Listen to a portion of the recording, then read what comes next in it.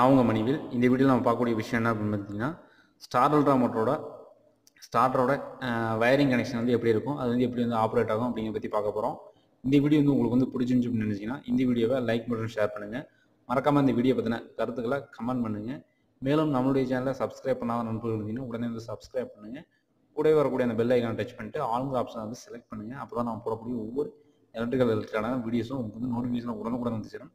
சரி, வாங்க வீடியோக்குள்ள போகலாம். அதே மாதிரி நம்மளுடைய சேனலில் வந்து ஸ்டார் அல்ட்ரா மோட்டருக்கான ஸ்டார்டர், அதாவது பவர் வயரிங் மற்றும் கண்ட்ரோல் வயரிங் டயக்ராமுக்கான வீடியோஸ் வந்து ஆல்ரெடி நம்ம சேனலில் வந்து போட்டுருவோம்.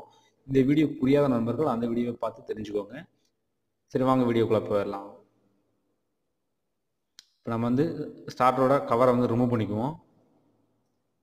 ஆல்ரெடி நான் வந்து டெஸ்ட்டில் வந்து ரிமூவ் பண்ணி தான் வச்சுருக்கேன். ஸோ அதனால் டக்குன்னு வந்து ரிமூவ் பண்ணிக்கலாம்.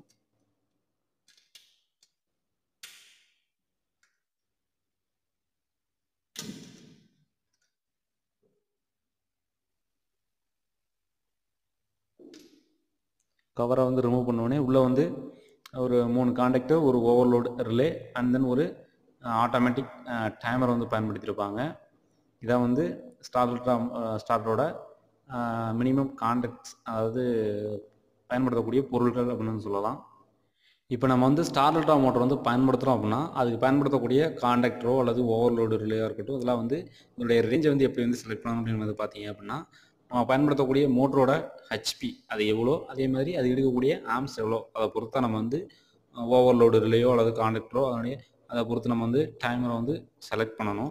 நம்ம வந்து குறிப்பிட்ட, அதாவது மோட்டரோட ஹெச்பி எடுக்கக்கூடிய ஆம்ஸை விட நம்ம வந்து கம்மியான ரேஞ்சில் காண்டாக்டரோட ரேஞ்சஸ் வந்து நம்ம வந்து செலக்ட் பண்ணுறோம் அப்படின்னா மேக்ஸிமம் வந்து காண்டாக்ட் வந்து போயிடும். அதே சமயம் நம்ம வந்து அதிகப்படியான ரேஞ்சில் வந்து நம்ம வந்து ஓவர்லோடு ரேஞ்ச் வந்து அதிகப்படியான ஆம்ஸில் வந்து செட் பண்ணியிருந்தோம் அப்படின்னா மோட்ரு வந்து ஏதாவது ஒரு ஃபால்ட்டு கண்டிஷனில் மோட்ரு வந்து ட்ரிப் ஆகாது.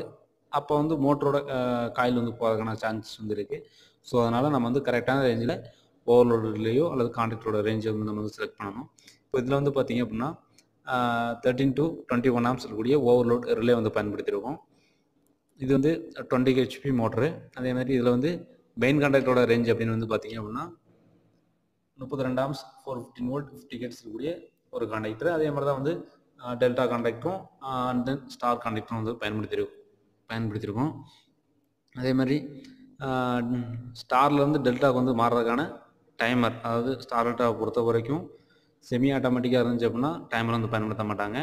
ஃபுல்லி ஆட்டோமேட்டிக் ஃபங்க்ஷன் இருக்கக்கூடிய ஒரு ஸ்டார்டர் வந்து பயன்படுத்துகிறோம் அப்படின்னா அதில் வந்து டைமர் வந்து கண்டிப்பாக வந்து பயன்படுத்தியிருப்பாங்க.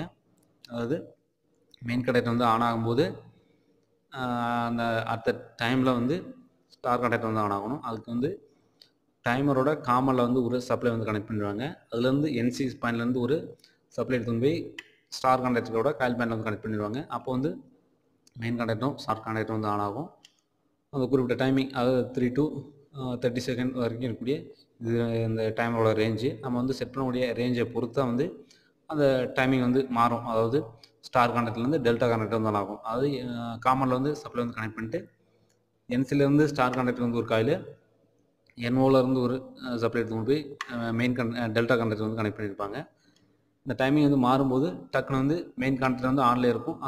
அந்த டைமிங் முடிஞ்சதுக்கப்புறமா டெல்டா காண்டாக்டர் வந்து ஆன் ஆகிரும். அதாவது மெயின் காண்டாக்டரும் டெல்டா காண்டாக்டர் வந்து ஆன் ஆகிரும். ஸ்டார் காண்டாக்டர் வந்து ஆன் ஆகும்போது எவ்வளோ சப்ளை வந்து மோட்டருக்கு வந்து போகுது அப்படின்னு பார்த்தீங்கன்னா இதுலேருந்து செல்லக்கூடிய 230 வோல்ட் சப்ளை வந்து மோட்டருக்கு வந்து போகக்கூடியதாக இருக்கும். அதாவது ஒரு காயிலுக்கு 230 வோல்ட் சப்ளை தான் வந்து போகும். அதே சமயம் மெயின் காண்டாக்டரும் டெல்டா காண்டாக்டர் வந்து ஆன் ஆச்சு அப்படின்னா ஒரு காயிலுக்கு 440 வோல்டேஜ் சப்ளை வந்து போகக்கூடியதாக இருக்கும்.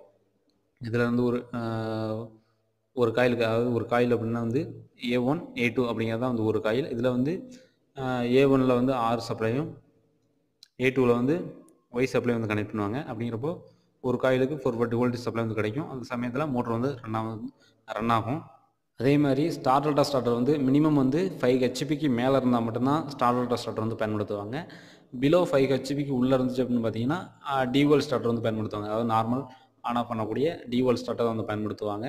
அதாவது ஸ்டார் டெல்டா கான்ட்ராக்டை வந்து எதுக்காக வந்து நம்ம வந்து ஸ்டார்டர் வந்து பயன்படுத்துகிறோம் அப்படின்னா ஸ்டார்டிங் கரண்ட் வந்து குறைக்கணும் அப்படிங்கிறதுக்காக தான். இப்போ நம்ம வந்து இந்த ஸ்டார்டரை வந்து எப்படி வந்து ஆன் ஆகுது அப்படின்னு செக் பண்ணி பார்ப்போம்.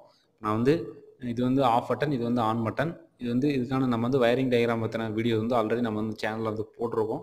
மேக்ஸிமம் இந்த வீடியோ வந்து உங்களுக்கு வந்து புரியல அப்படின்னா நீங்கள் வந்து அந்த வீடியோவை பார்த்து தெரிஞ்சுக்கிட்டு அதுக்கப்புறமா அந்த வீடியோ வந்து பாருங்கள்.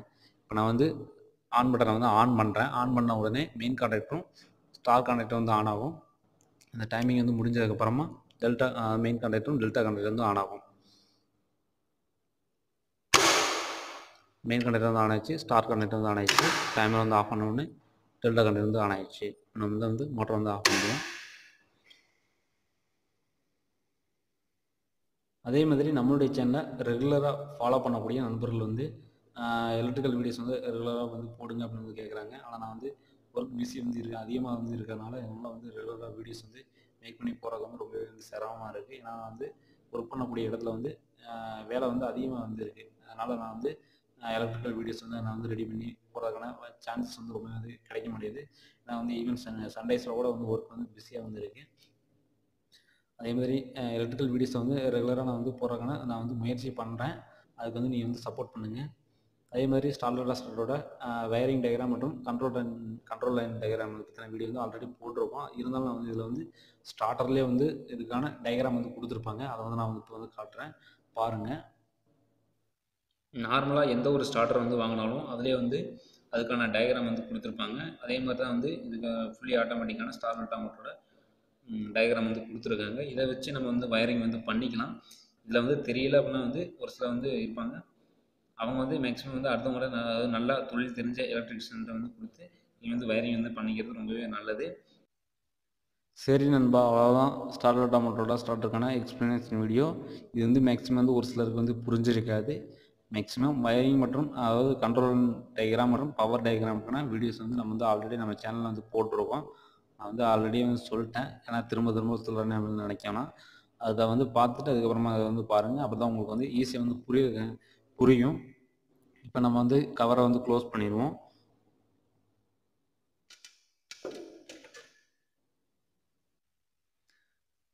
ஸ்டார்டரோட கவரை வந்து ஃபிக்ஸ் பண்ணியாச்சு. அவ்வளோதான் இந்த வீடியோ. இந்த வீடியோ வந்து உங்களுக்கு வந்து பிடிச்சிருந்துச்சு நினச்சிங்கன்னா லைக் பண்ணுங்கள். மேக்ஸிமம் இந்த வீடியோக்கான கருத்தில் வந்து கமெண்ட் பண்ணுங்கள்.